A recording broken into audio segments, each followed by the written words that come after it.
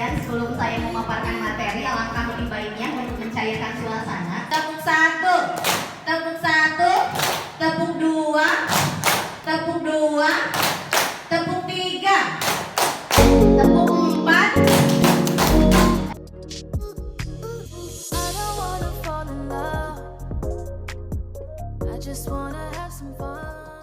Bagaimana yang dilihat ini merupakan aksi nyata modul 1.4, yaitu diseminasi mengenai budaya positif ya.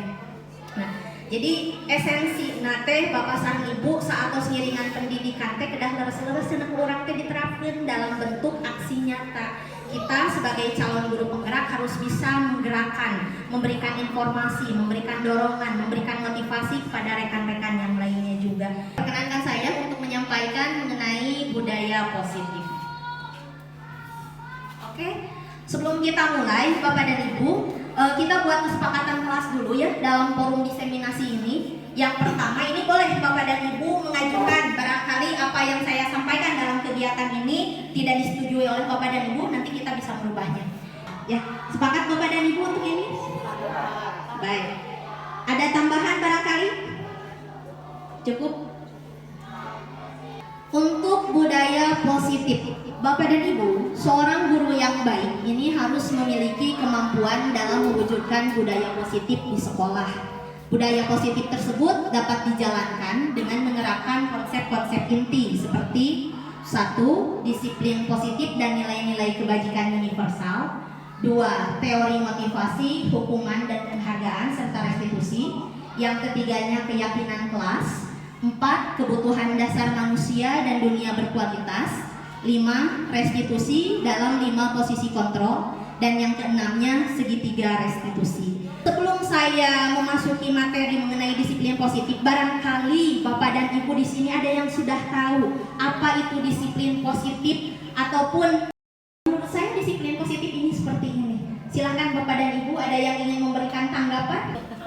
Ya, mungkin yang dinamakan dengan disiplin positif itu segala sesuatu yang berhubungan dengan tata tertib atau aturan yang diberlakukan di sekolah dengan berdasarkan pada kebenaran yang hakiki. Kebenaran yang hakiki itu tidak merampas hak anak, tidak merampas istilahnya itu kebebasan anak. Gitu. Jadi memperhatikan ke situ sesuai dengan istilahnya tujuan pendidikan nasional itu untuk mencerdaskan, bukan mencerdaskan hanya saja pikiran saja, tapi kebebasan anak pun juga diperhatikan. Jadi seperti itu mungkin. Bapak dan Ibu, yang dimaksud dengan disiplin positif ini merupakan upaya pengembangan pendidikan karakter yang menuntun siswa agar bisa mengontrol diri dan memilih tindakan yang mengacu pada nilai-nilai kebajikan yang mereka hargai. Tadi disampaikan pula oleh Pak Rusli bahwa disiplin positif itu mengajarkan kebaikan. Benar kan Pak? Nah iya, di sini ya. Pada nilai-nilai kebajikan yang mereka hargai agar tercapai tujuan mulia yang mereka inginkan. Ya.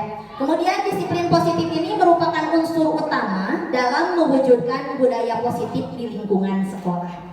Adapun untuk tujuannya, menanamkan motivasi intrinsik ya. Motivasi sebagaimana kita ketahui ada dua motivasi Bapak dan Ibu. Yang pertama motivasi intrinsik. Kemudian yang kedua adalah motivasi ekstrinsik. Kalau motivasi intrinsik itu berasal dari dalam diri siswa, sedangkan motivasi ekstrinsik itu berasal dari luar ya, dorongan dari luar. Nah, ini untuk tujuannya menanamkan motivasi intrinsik pada siswa untuk menjadi orang yang mereka inginkan dan menghargai diri sendiri dengan nilai-nilai yang mereka percaya. Disiplin diri dapat membuat murid memahami dan menyadari berdasarkan motivasi internal, bukan akibat paksaan, bukan akibat pujian atau hukuman. Jadi disiplin itu harus berasal dari dirinya sendiri, dari dalam diri siswa. Ada motivasi intrinsiknya, bukan karena motivasi ekstrinsik, karena anak takut dihukum, karena anak takut dipaksa, ataupun karena dia ingin mendapatkan penghargaan, karena dia ingin dipuji, bukan karena seperti itu. Untuk pujian dan penghargaan itu termasuk yang bagus, tapi yang lebih bagusnya adalah ketika motivasi itu muncul dalam dirinya. Jadi tos gaduh kasadaran yang lira gitu kan ya, tos punya keyakinan sendiri bahwa oh ini teh harus seperti ini. Salah satu contohnya Bapak dan Ibu, ketika kita mau makan biasanya apa yang kita lakukan? Ya, mencuci tangan. Kenapa Pak kita harus mencuci tangan dulu? Karena makan pakai tangan, jadi tangan kita harus bersih. Nah, itu adalah keyakinan dalam diri kita yang kita pegang teguh. Betul atau tidak Bapak dan Ibu? Nah, seperti itu. Itu adalah motivasi intrinsik kan, tanpa orang lain menyatakan bahwa kita ketika makan harus mencuci tangan, kita sendiri mencuci tangan. Kita tahu tangan kita kotor, meskipun tadi kita tidak megang tangan, tidak megang apapun, tapi ketika makan kita ingin yang terbaik yang masuk ke dalam mulut kita. Kemudian pertanyaan yang kedua Bapak dan Ibu, kalau kita naik kendaraan, biasanya naik motor, apa yang kita gunakan? Helm. Yang ingin saya tanyakan, kenapa Bapak dan Ibu mau menggunakan helm? Nah, sieun teh ditewak polisi, atau nabi ku masih teh ditilang, atau nabi untuk keselamatan. Nah, yang utama adalah itu kan, meskipun tidak ada orang yang akan memberikan penilangan, menegur kita, tapi kita sadar bahwa keselamatan itu adalah utama, sehingga kita mau menggunakan helm. Nah, itu yang disebut dengan motivasi intrinsik yang kita harapkan ada pada diri siswa kita. Jadi ulah kudu didorong-dorong gitu ya, ulah siga padati, tapi kudu sajati. Ari padati mapan kudu didorong-dorong ya, ari sajati mah sudah muncul dari dalam dirinya tanpa ada paksaan, tanpa ada dorongan dari yang lain. Lanjut, ini untuk manfaat disiplin positif. Manfaat disiplin positif ini yang pertama, melatih membangun kepribadian siswa yang baik. Adanya disiplin ini adalah untuk menjadikan siswa pribadi yang baik. Yang keduanya, membiasakan siswa dengan hal baik yang bermanfaat. Yang ketiganya, menyeimbangkan keinginan siswa antara yang satu dengan yang lainnya. Yang keempatnya, menciptakan ketenangan jiwa dan pikiran siswa dengan lingkungannya. Yang kelima yaitu menciptakan lingkungan belajar yang kondusif, tertib, aman, dan nyaman. Itu untuk manfaatnya. Nah, sekarang Bapak dan Ibu, kita akan memasuki materi nilai-nilai kebajikan universal, di mana sifat-sifat manusia yang merupakan tujuan mulia yang ingin dicapai setiap individu. Ya, nilai-nilai kebajikan universal ini ada 7. Yang pertama empati, kemudian kedua suara hati, yang ketiganya adalah kontrol diri, keempat rasa hormat, 5 kebaikan, 6 toleransi, 7 keadilan. Nilai-nilai kebajikan ini Bapak dan Ibu sudah tercover dalam profil pelajar Pancasila. Yang pertama, beriman dan bertakwa kepada Tuhan Yang Maha Esa serta berakhlak mulia. Kemudian mandiri, bernalar kritis, kreatif, gotong royong, berkebinekaan global. Belajar Pancasila, beriman dan bertakwa pada Tuhan Yang Esa dan berakhlak mulia, berkebinekaan global, gotong royong, mandiri, kreatif. Jika kesemua ini ya, dimensi profil pelajar Pancasila ini sudah terwujud, maka akan terwujudlah sekolah aman dan menyenangkan. Lanjut, bagaimana penerapannya? Nah, ini yang pertama, untuk mewujudkan disiplin positif ini, yang pertama melalui pembentukan motivasi intrinsik siswa. Sebagaimana tadi saya sampaikan bahwa motivasi intrinsik ini lebih penting daripada motivasi ekstrinsik. Kemudian yang kedua, ditegakkan tanpa memberikan ancaman, hukuman, dan penghargaan. Nanti akan kita bahas mengenai ancaman, hukuman, dan penghargaan nanti dalam restitusi. Kemudian bagaimana kita membuat keyakinan kelas nanti akan dibahas. Yang ketiga yaitu guru bersama-sama menyusun kesepakatan atau keyakinan kelas atau keyakinan sekolah lebih luasnya sebagai upaya untuk membentuk karakter positif. Dan yang keempatnya ditegakkan melalui menumbuhkan kesadaran diri atau motivasi intrinsik dalam membentuk karakter positif. Nah, selanjutnya Bapak dan Ibu, tadi disebut-sebut hantam motivasi ya, ada motivasi intrinsik, ada motivasi ekstrinsik. Nah, apa itu motivasi? Motivasi adalah keinginan diri yang mendorong seseorang untuk berusaha, bertindak bertindak dalam rangka memenuhi kebutuhannya. Menurut Diane Gozen, ada 3 alasan motivasi manusia ya. Yang pertama, untuk menghindari ketidaknyamanan atau hukuman. Jadi nu tadi teh nu ekstrinsik teh gitu nya, untuk menghindari ketidaknyamanan lamun urang ngalaksanakeun kasalahan kena bakal dihukum, kena bakal jadi henteu nyaman teh itu motivasi. Kemudian yang kedua, untuk mendapatkan imbalan atau penghargaan dari orang lain. Nah, ini berarti ingin diberikan pujian, ingin diberikan penghargaan. Kemudian yang ketiganya, motivasinya itu untuk menjadi orang yang mereka inginkan dan menghargai diri sendiri dengan nilai-nilai yang mereka percaya. Jika tadinya Bapak Ibu, kenapa kita harus cuci tangan? Karena kita sadar, karena kita tahu bahwa mencuci tangan sebelum makan itu baik untuk kesehatan kita. Yaitu kan merupakan keyakinan yang ada pada diri kita yang kita percaya.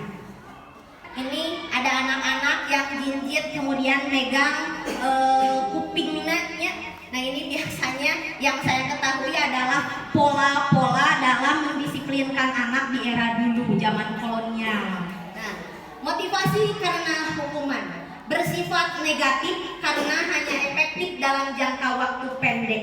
Dilakukan teh hari tawe, aku sabab sieun ku guru mantau saya karek gitu kan. Tetapi dapat menimbulkan dampak negatif seperti rasa tersakiti, benci, dendam terhadap penghukumnya. Bahkan berdampak positif malah negatif yang ada di dalam memori anak ketika kita memberikan anak, mendisiplinkan anak dengan memberikan hukuman. Nah, seperti itu ya Bapak dan Ibu, kita mempermalukan anak dengan harus ke depan, sok di depan, angkat kaki nak, jewer kuping nak. Nah, seperti itu justru kita sedang mempermalukan anak, di mana di dalam memori anak tersebut akan tertanam bukan rasa takut gitu kan ya, bukan rasa takut dia akan melakukan kesalahan lagi, tapi takut karena ada gurunya. Selain daripada itu, dia juga akan memiliki rasa sakit yang berakhir atau berakibat dendam kepada si pemberi hukuman.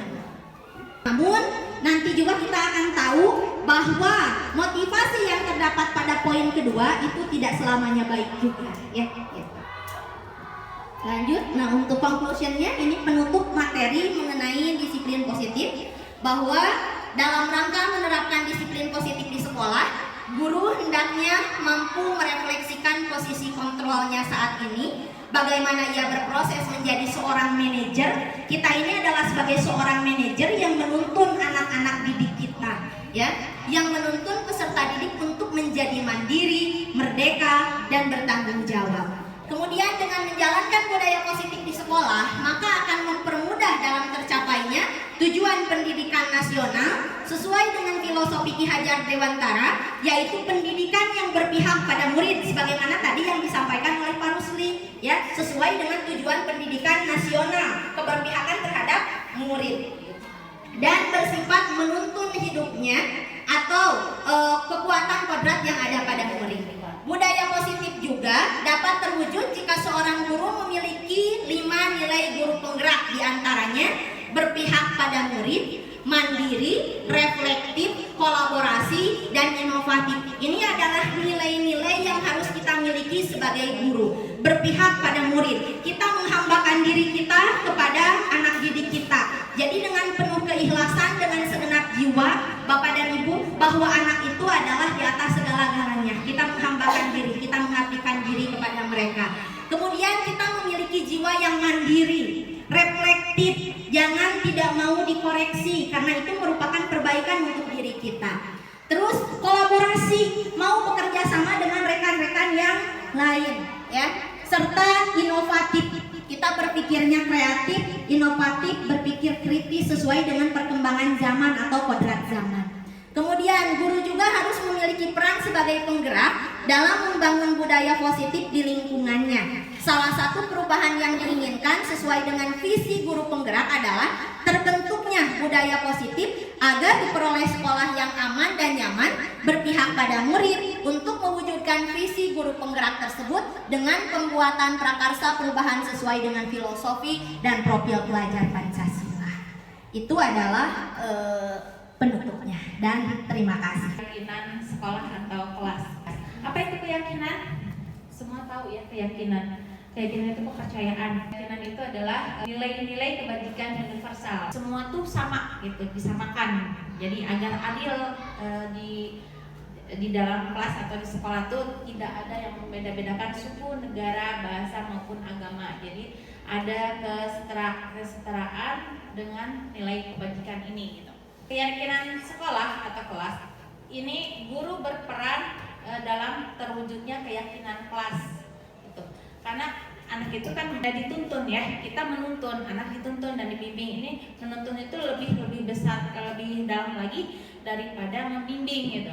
Ini tugas kita yang semakin berat lagi gitu ya untuk pendidikan di Indonesia, karena mungkin sekarang ini banyak sekali di media sosial ya, sangat miris sekali kita dengarkan ada yang sifatnya kurang baik juga anak-anak. Jadi kita berperan dalam itu untuk meyakini kelas dengan adanya kesepakatan guru dan murid. Tapi ini juga bisa fleksibel, jadi tergantung kebutuhan dari kelasnya sendiri, apakah masih bisa diteruskan ataupun bisa berganti karena berubah-ubah. Keadaan di sekolah, di kelas itu bisa berubah-ubah tergantung moodnya juga ya dan kebutuhan. Nah, keyakinan sekolah ini atau kelas ini berupa pernyataan universal, harus dipahami oleh anak.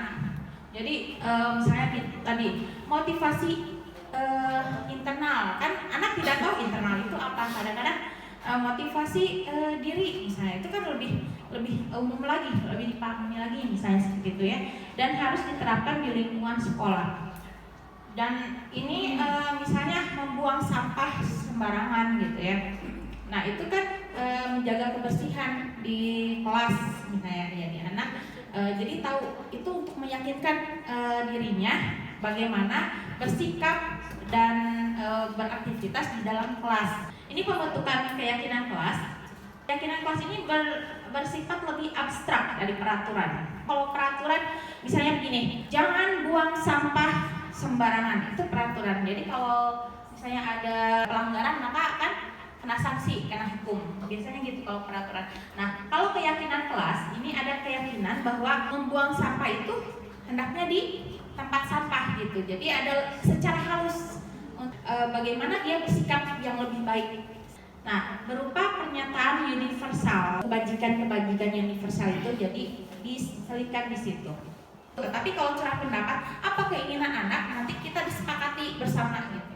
Kemudian untuk tindak lanjutnya ada peninjauan kembali dari waktu ke waktu.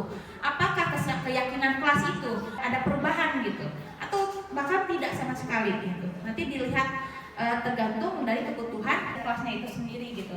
Sesuai juga dengan kesepakatan bersama dengan siswa. Ini prosedur pembentukan keyakinan sekolahnya atau kelasnya. Mempersilahkan keluarga sekolah, kalau sekolah ya, atau murid di kelas untuk curah pendapat tentang peraturan yang perlu disepakati. Ini seperti mudah, tetapi ya mudah-mudah sulit mudah gitu.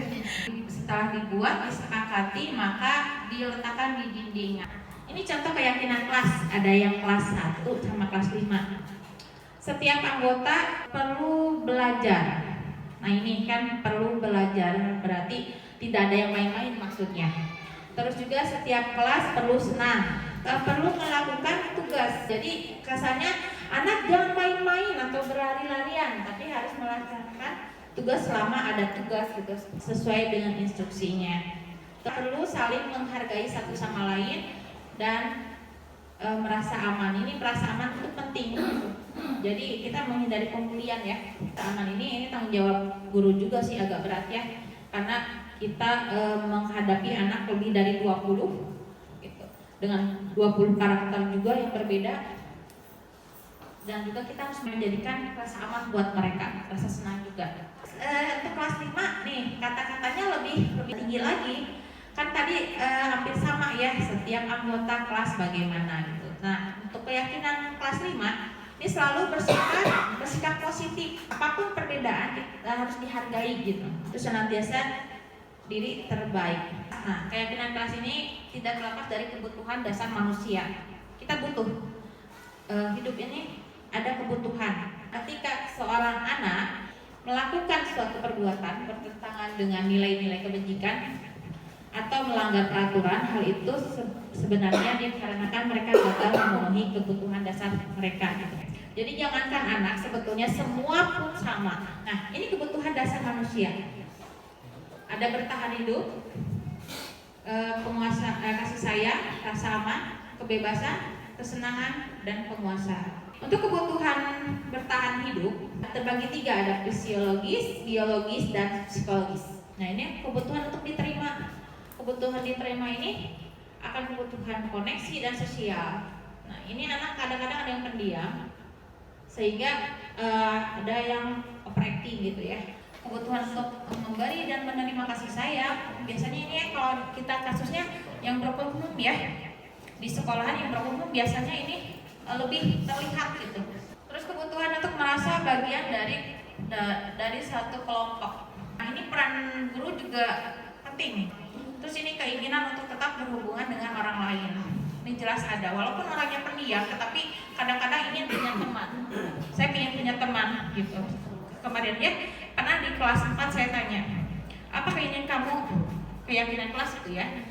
Katanya, saya ingin ada teman Bu, karena anak tersebut masih kurang dalam membaca seperti itu ya, masih perlu dibantu juga. Mungkin hal yang seperti itu anak-anak yang agak kurang juga kadang-kadang dijauhin sama teman-temannya, atau tidak terlalu dirangkul gitu, sehingga dia butuh teman gitu. Nah, ini penguasaan itu bukan ingin saya berkuasa nih gitu, bukan jiger-jigeran ya, tetapi penguasaan itu adalah berhubungan dengan kekuatan untuk mencapai sesuatu.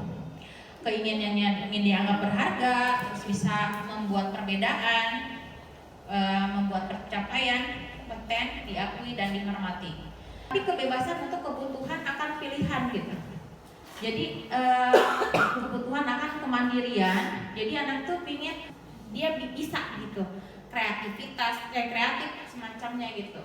Terus memiliki pilihan dan mampu mengendalikan arah hidup seseorang. Kebutuhan untuk merasa senang gitu. Kita enak kan kalau senang. Kebutuhan untuk mencari kesenangan, bermain dan tertawa, itu ini penting. Terima kasih, mohon maaf ya kalau ini bukan maksud menggurui, tapi kita berbagi ya, sharing aja gitu. Tangan diputar-putar, peganglah lutut, digoyang-goyang. Iya, posisi kontrol kita sebagai peserta didik. Posisi kontrol ini, menurut Dian Goshen, dalam bukunya mengemukakan bahwa guru perlu meninjau kembali penerapan disiplin di dalam ruang kelas mereka selama ini. Apakah telah efektif? Apakah berpusat pada murid, memerdekakan dan memandirikan murid? Bagaimana dan mengapa? Melalui serangkaian riset dan berdasarkan pada teori kontrol, berkesimpulan ada 5 posisi kontrol yang diterapkan oleh seorang guru, orang tua maupun atasan dalam melakukan kontrol. Kelima posisi kontrol itu adalah yang pertama sebagai seorang penghukum, yang kedua membuat terasa bersalah, lalu sebagai teman, sebagai pemantau, dan sebagai manajer. Ibu bapak kita sebagai guru, posisi kontrol kita menempatkan di mana ya? Apakah kita menjadi seorang penghukum atau pembuat merasa bersalah, sebagai teman, pemantau, atau manajer? Siku, kita introspeksi diri aja ya Bu ya, di sini kita introspeksi diri. Kita menempatkan posisi kontrol kita sebagai guru itu, upami ayam orang kali harus salah, upami ayam orang kali harus melanggar peraturan, orang tuh sebagai mau sih di sekolah teh, di kelas teh. Nah, sebagai penghukum, pembuat merasa bersalah, atau sebagai teman. Salah satu contoh ya, ada seorang peserta didik anu kasianan. Nah, kalau kita sebagai seorang penghukum, nanti suara tinggi, mana ini kebenaran wae, bari ditunjuk bari ngomong. Ya kita, ada gitu aja.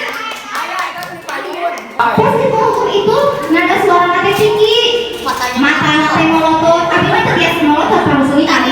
Halo, Parisian. Jadinya menunjuk-nunjuk. Seorang penghukum bisa menggunakan hukuman fisik maupun verbal. Ibu bapak guru hebat, kadek pisan. Da ayeuna mah ayeuna mah tidak seperti zaman kolonial. Upami aya kesalahan teh saeutik-saeutik dihukum. Kenapa? Tidak boleh karena dampaknya murid itu akan dendam pada kita, terus gampang emosi. Salah satu contoh, kesepakatan kelas itu. Salah satu contoh, Kesepakatan di kelas mah boleh ya. hukum. Tapi itu akan berdampak negatif pada peserta didik kita loh, Bu. Iya, ayeuna orang kali kasiangan keluar di ditu, entah milu asuh pelajaran, atau nanti tidak kasih 2000. Ya gimana orang yang selalu diajarkan kotor loh, Bu, gitu teh. Bener gitu terang. Bener kade Ibu, teh pengennya pasti dalam ilmu kan orang kali teh bakal dendam si bapak eta pernah nantukeun abi di depan kelas gitu sambil pegang kuping sambil kakina eta teh Pak Bu bakal ke emut-emut sampai akhir hayat loh. Maka itu yang harus kita hindari ya, kita sebagai penghukum. Yang kedua, membuat orang merasa bersalah. Pada posisi ini biasanya guru akan bersuara lebih lembut. Iya. Contoh nate, neng, nah tuh kan kasihangan wae. Ibu teh izin ku kepala sekolah dan nengna kasihangan wae. Aduh ibu. Itu itu akan tertanam pada diri peserta didik itu merasa bersalah weh, tetapi tidak ada solusi untuk anjeunna teh kangge berangkat tanginas gitu. Nah, dampaknya itu murid akan merasa bersalah telah mengecewakan ibu, bapak, gurunya. Murid akan menjadi orang yang gagal dan tidak sanggup membahagiakan orang lain. Dan karena kita di sininya pembuat rasa orang bersalah, nah atuh emang itu teh kita teh bahasa teh anu lembut. Ada teh itu beberapa kali jika dari seorang penghukum, tetapi dampaknya itu siswa itu akan terus-terusan merasa bersalah tanpa ada solusinya. Yang ketiga, menjadi teman. Ini banyak sekali contohnya ya, kita menjadi teman. Ngarih di tarima budak, ngarih budak menurut orang tarik jadi babaturan awe. Banyak sekali itu kejadian. Nada suara ramah, akrab, kalau dari ngocor mah jeung budak itu sering kita terjadi ya, kita bercanda, bahasa tubuh nanti merapat pada murid, mata, senyum dan jenaka. Namun kalau kita memposisikan diri kita sebagai seorang teman kepada peserta didik kita, dampaknya itu murid emang akan merasa senang ya Bu, senang orang teh mesti nyaman sudah di bageran ke si bapak mah dan jika baturan kami mau nyerekan seperti itu ya. Hanya saja ada sisi negatifnya di sini, ya kan? Siswa teh ketergantungan ke orang. Upami orang guru olahraga bagurin, kita sebagai teman mau ngopi kak guru kelasna gitu, ya kan? Siswa itu akan ketergantungan kepada orang anu ku anjeunna disebut anjeunna teh teman gitu, posisi orang teh sebagai teman gitu. Itu adalah dampak negatifnya. Terus upami aya masalah teh wios we da guru eta mah bakal memenangkeun urang gitu. Posisi yang keempat itu adalah posisi pemantau. Nada suara datar, bahasa tubuh yang formal. Upami pamantau mah aya nu kasiangan, nah hampir kasiangan apa itu konsekuensina masih kitu peporomo seperti seorang penghukum atau digalih seperti seorang teman, tetapi dampak nanti murid emang memahami konsekuensi yang akan mereka terima atau yang harus dijalani, tetapi tidak ada tidak ada solusinya gitu, muridnya tidak ada perubahan. Orang kali teh upamanya orang hanya memposisikan diri orang sebagai seorang pemantau. Kelima, kita memposisikan diri sebagai seorang manajer. Nada suara tulus, bahasa tubuh tidak kaku, mendekat ke murid. Ini Bu yang kita harapkan. Posisi orang sebagai guru teh yaitu sebagai seorang manajer, ulang sebagai seorang penghukum, pembuat merasa bersalah, teman, pemantau. Kita harus menjadi seorang manajer. Nah, pada posisi ini Maka suara guru sebaiknya tulus, tidak perlu marah. Tekeng poporomos ibu upami aya orang kali anu lepat teh, tidak perlu meninggikan suara apalagi menunjuk-nunjuk jari ke murid, karena dampaknya naon tadi teh, murid akan punya rasa dendam atau nanti murid teh bakal emosian oke dan ninggali guru na oke gitu kan. Ari guru teh dibunggujeun di tiru upami guru na poporomos nunjuk-nunjuk pasti kurang kali na oke mual tebih tik gitu. Apa itu restitusi? Restitusi adalah proses menciptakan kondisi bagi murid untuk memperbaiki kesalahan mereka sehingga mereka bisa kembali pada kelompok mereka dengan karakter yang lebih kuat. Nah, restitusi di sini bukan menebus kesalahannya buana ya. Restitusi teh sanes menebus kesalahan, bukan juga hukuman, tetapi di mana proses seorang peserta didik dan guru meluruskan masalahnya. Mengganti itu ya. Restitusi juga merupakan proses kolaboratif yang mengajarkan murid untuk mencari solusi untuk masalah mereka dan membantu murid berpikir tentang orang seperti apa yang mereka ingin menjadi atau tujuannya itu apa dan bagaimana mereka harus memperlakukan orang lain. Nah, kita lihat ya, di sini ada segitiga restitusi. Yang pertama, dari permasalahan itu, yang pertama kita akan menstabilkan identitas. Yang kedua, memvalidasi kebutuhan. Yang keempat, menanyakan keyakinan. Nah, yang pertama adalah menstabilkan identitas. Salah satu contoh, imah contoh Mariel. Di abdi teh, aya urang kali anu kasiangan buana di kelas teh bobo di kelas urang kali eta teh. Setelah itu saya tidak memarahinya di depan teman-teman mereka, tetapi saya merestitusi anak tersebut dengan cara pada jam istirahat atau jam sepulang sekolah, anak tersebut saya ajak bicara di kantor atau di kelas setelah pulang sekolah.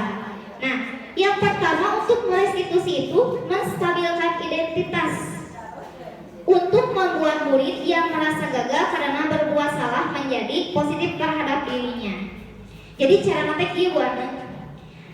Contoh nate, ajib terang teh ku ibu ajib dipanggil ke kantor. Orang kali kawalan. Terang ku, tadi abdi bobo di kelas.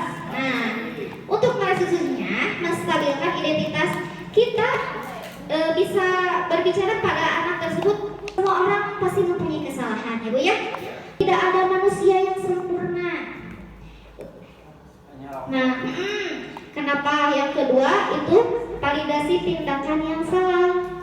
Membantu murid mengenali basic atau kebutuhan yang ingin dipenuhinya ketika melakukan kesalahan. Yang pertama tenor power atau penguasaan. Ibu murangkali bisa bersimpang tentang penguasaan. Murangkali eta teh hayang jadi jagger.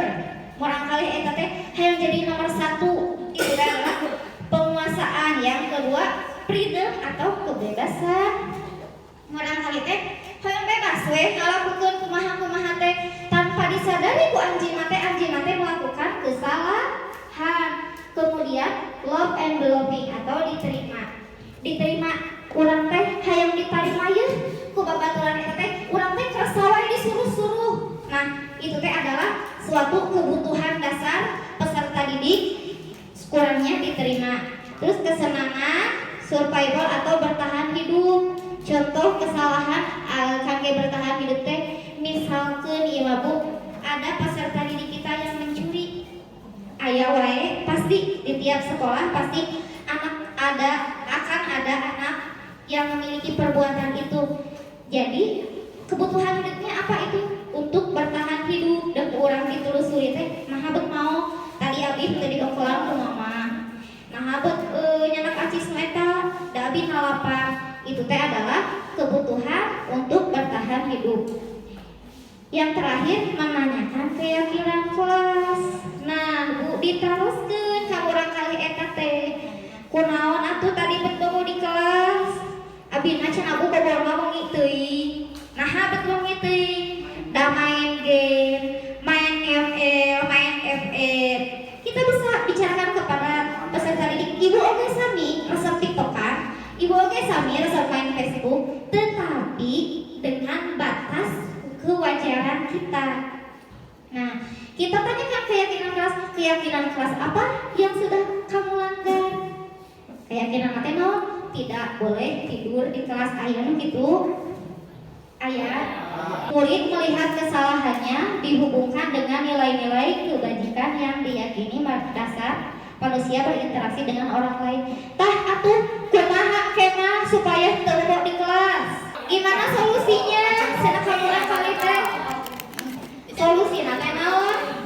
Tidak boleh tidur terlalu malam. Nah, dengan restitusi itu insya Allah orang kali teh moal dewen, orang kali moal dendam ke urang. Da upami ku abi langsung ditegur di dalam kelas. Nah, peureum di kelas, batur eueur diajarkeun kalau peureum di kelas, insya Allah orang kali bakal isine. Insya Allah orang kali bakal dendam ke urang. Komo deui jeung dihukuman eta orang kali ibu teh kenging. Gara-gara peureum di kelas didenda 2.000. Oh sakayana denda di dieu. Tidak boleh itu teh. Tidak denda gitu. Jangan harus begitu. Kita mah upami orang kali teu tiket ye. Berarti kita ganti dengan hari selanjutnya. Ya atuh hari ini tidak tiket berarti digentos dengan besok. Orang kali itu tiket deui we tanya. Berarti dua diternya eta teh 2 diter teu tiket. Tiket deui. Dari situ anak akan berpikir. Yang tadi adalah motivasi tina diri orang sorangan, urang teh bakal mikir, urang teh terus-terusan kudu aya tiket. Ayeuna teu tiket cara digentosan anjing. Terus teu tiket deui cara digentosan di 2 dinten. Dengan itu orang kali akan berpikir bahwa yang saya lakukan itu adalah salah.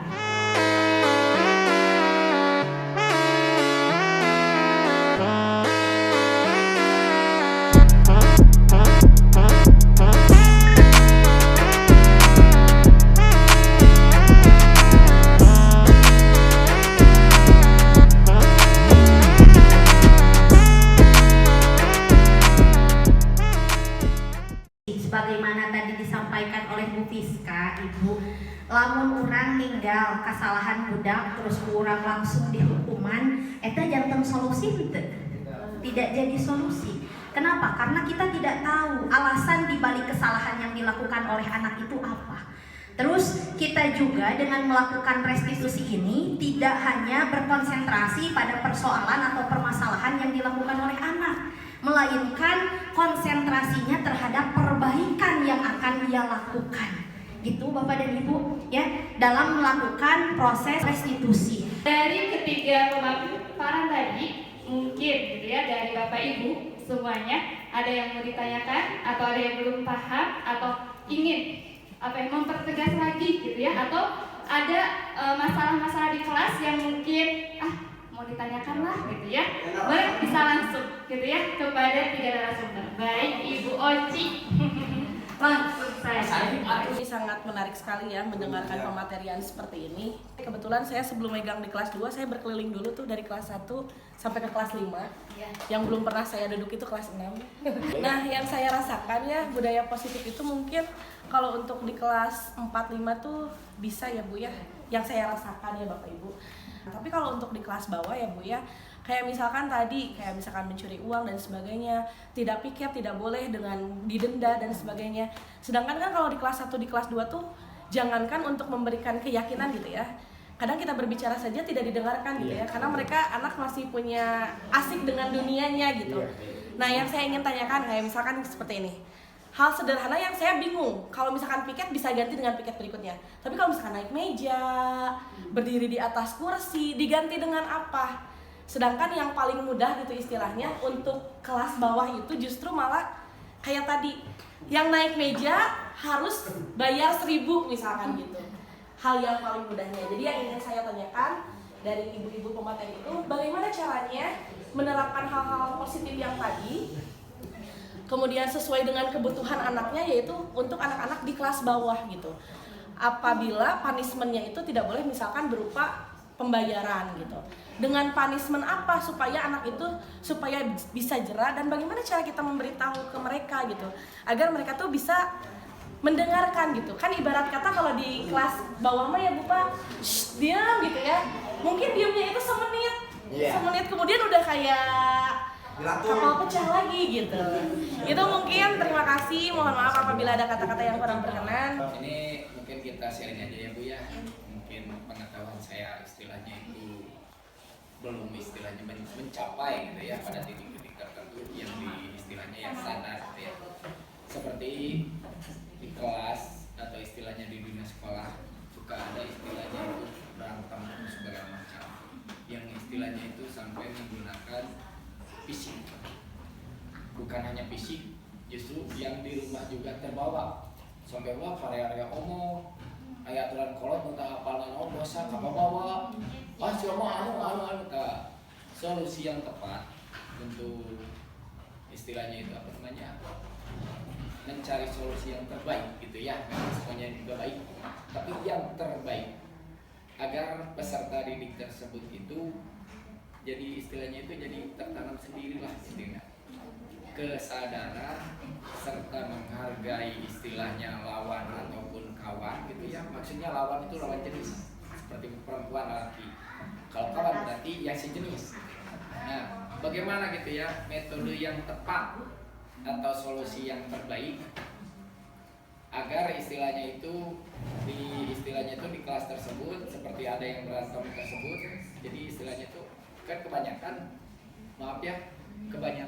yang berantem itu malah dimarahin. Kebanyakan tidak menutup kemungkinan ya di lingkungan kita aja seperti itu. Nah, yang terbaiknya bagaimana solusi yang terbaik untuk kamu? Mohon maaf ya, ini mah jadi supaya mewakili untuk yang lain, untuk introspeksi ke depan gitu ya, bagaimana cara mengatasi hal-hal yang seperti itu yang ada di lapangan gitu. Terima kasih. Nah, untuk tadi bagaimana cara kita melakukan punishment ya. Sebetulnya sebelum kita mengacu pada restitusi, tadi sudah disampaikan mengenai keyakinan kelas. Sebelum kita mengatasi persoalan, karena restitusi ini adalah bagian dari bagaimana cara kita mengatasi persoalan yang dilakukan oleh peserta didik, gitu kan? Kita sudah kita berusaha untuk mewujudkan disiplin kelas di sekolah kita. Kemudian setelah kita ingin punya tujuan seperti itu, maka disusunlah strategi-strategi atau rancangan-rancangan dengan adanya keyakinan kelas dan kesepakatan kelas. Gitu kan punya? Ya, tadi motivasi itu kan harus munculnya dari dalam dirinya, bukan dari luar. Kita bisa saja menerapkan seperti tadi yang disampaikan oleh Bu Oci. Kumaha sih atuh dah hese nyuruh kabudak leutik mah. Awas kamu kalau naik meja maka akan ibu denda 1.000. Nah, itu termasuk cara kita dalam mendisiplinkan anak-anak didik kita. Tapi perlu kita ingat juga kalau motivasi seperti itu intrinsik atau ekstrinsik. Nah, ekstrinsik berarti berasal dari orang lain. Nah, cara kita Bapak dan Ibu untuk menerapkan punishment itu adalah memberikan keyakinan, menumbuhkan keyakinan kepada anak didik kita bahwa hal yang ia lakukan adalah buruk. Gitu kan? Itu saja.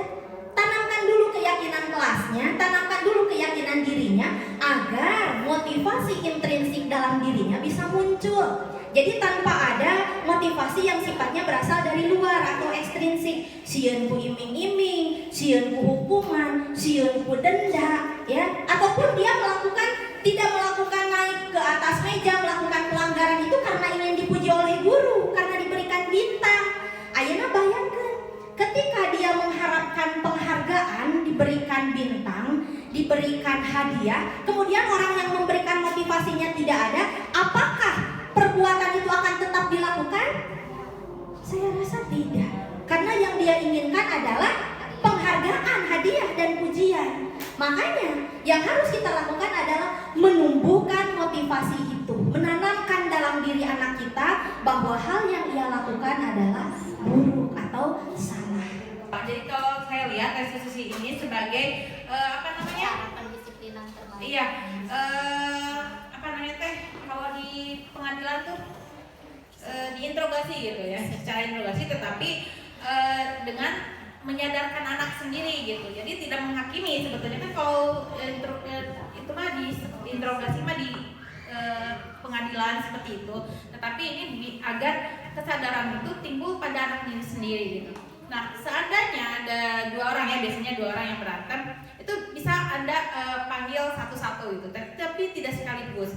Nah, nanti kita restitusi. Jadi ditanyakan dulu apa penguatan dulu apa tadi? Validasi tindakan yang salah. Ya, validasi tindakan yang salah, terus juga tentang keyakinan kelasnya juga gitu di situ. Nah, walaupun berantem sebetulnya anak itu sudah tahu itu salah gitu. Tetapi kan dengan emosinya kan, dengan kondisinya juga anak yang sedang tidak nyaman, tidak nyaman, maka itu timbul gitu perkelahian itu. Jadi kalau bisa satu-satu aja dulu anak tuh didekati gitu. Terus ditanyakan dulu kenapa sampai seperti itu. Kalau bisa sampai anak tunggu anak tenang dulu gitu. Soalnya kan kalau nanti ini apa kondisinya lagi panas kan nanti tembak ya sarang guru nah oke gitu ya. Kalau anak paling enak katanya dirangkul gitu. Saya pernah ada guru yang udah pensiun sih sebetulnya ya. Jadi beliau itu bilang gini, kenapa anak-anak nurut? Soalnya saya suka belai rambutnya gitu. Dibelai-belai kan berarti ada kenyamanan, ada ketenangan anak. Nah seperti itu mungkin bisa dari kitanya juga membelai dulu gitu, terus bawa baru ajak bicara seperti itu. Dan juga diharapkan kitanya juga tenang gitu. Kan kita kadang-kadang terbawa emosi, apa sewe gitu ya. Jadi ke bawah-bawah anak kita terpancing juga gitu kitanya juga sama anak. Nah mungkin terus pendapat saya gitu. Karena memang untuk di kelas itu kan anak banyak gitu ya. Jangankan 1-2 orang anak sekian banyak anak gitu ya. Anak kita sendiri kadang-kadang kesalnya gitu ya, susah untuk diajakin diskusi gitu. Jadi mungkin perlahan-lahan aja dulu gitu. Tadi ada tos disampaikan Bu Pak Rusli dengan berbagai permasalahan pangintennya Bu Lulu katakan Pak Rusli ngiringan gerak guru penggerak. Di guru penggerak banyak sekali ilmu anu didapatkan anu tadi nak panginten di abdi oge terterang nih abdi teh geuningan ternyata guru teh sebagai penghukum Bu Lulu nya. Ayo tos ngenal di guru penggerak mah sakadik-sakadik lah panginten merubah diri. Jantan tadi saur Bu Lulu cenah di guru penggerak teh naon atunya ieu teh bakal jantan kumaha? Anu utami nama panginten di guru penggerak teh eta teh ilmu anu tong hoyong heula kanggo nu sanes pangintennya kanggo urang pribadi panginten. Tah didinya peran guru penggerak teh eta panginten sebagai pemimpin pembelajaran panginten urang teh supaya budak nyaman heula we kanggo urang panginten. Teras upami atos dia sakitu panginten urang teh kana jantan kanggo guru nu sanes nya tah eta kanggo guru anu sanes tiasa ngabantos tah tinu sapertos ayeuna aya permasalahan panginten aya anu tos terang mah panginten ilmu nanya tiasa dibagikeun. Teras panginten anu salajengna meureungan dina guru penggerak teh kanggo kepemimpinan pangintennya tah urang panginten anu kumaha panginten tah eta janten ulah kieu nya cenah naon nya ngiruan guru penggerak tapi anu ku abdi atas dialami mah ilmu-ilmu mah tapi abdi oge teu acan ieu teh kaluar mah terus abdi teh kanggo diri abdi heula we kitu nya atanapi tiasa ngabantos kanu sanes panginten Bu Lulu tiasalah abdi oge meureungan aya permasalahan sapertos tadi segitiga restitusi teh sapertos kieu pangintennya tiasa urang teh kana menstabilkan identitas murangkali teh naon ieu digali heula tah kumaha carana manggalina da ayeuna walaupun ku urang memang diwatosan kieu tah can kaalaman banyak urang tos ieu mah paham panginten.